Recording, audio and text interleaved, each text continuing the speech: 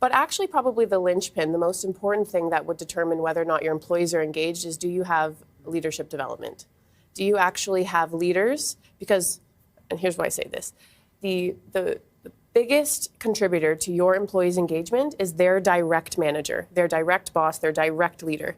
About over 80% of the variance. And within that, over 70% of that engagement is, do they have emotional intelligence? So that's things like, does your leader talk to you about you? Do they give you space to exist outside of the work that's on the paper? And if not, then you are having to disassociate at work. And that's another cognitive load on top of what you already have to do.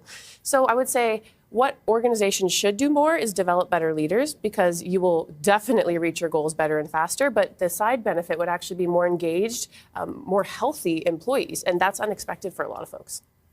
Now, is there a concern with the engaging people? Is there a concern that you might ask the wrong questions and people are afraid to actually get to know some of the people they work with? There is sometimes a fear, just as there's a fear when you meet someone on the street, that you might get it wrong. And so what we try to do is, when we're trying to create cultures of relationships, that we would say, you know, that we're going to leave room for you to make mistakes, and we're going to invite that, and we're going to teach a leader how to have those conversations. And really having difficult conversations and building relationships actually is cornerstone of our leadership work. And for that reason, it's the thing that is hardest.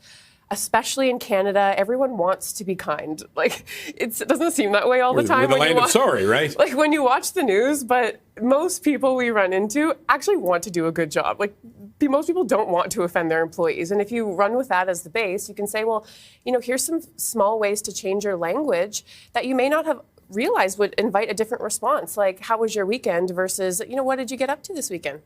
And suddenly I'm going to learn a little bit more about you, and I'm going to learn threads that I can pull that would actually build a real relationship.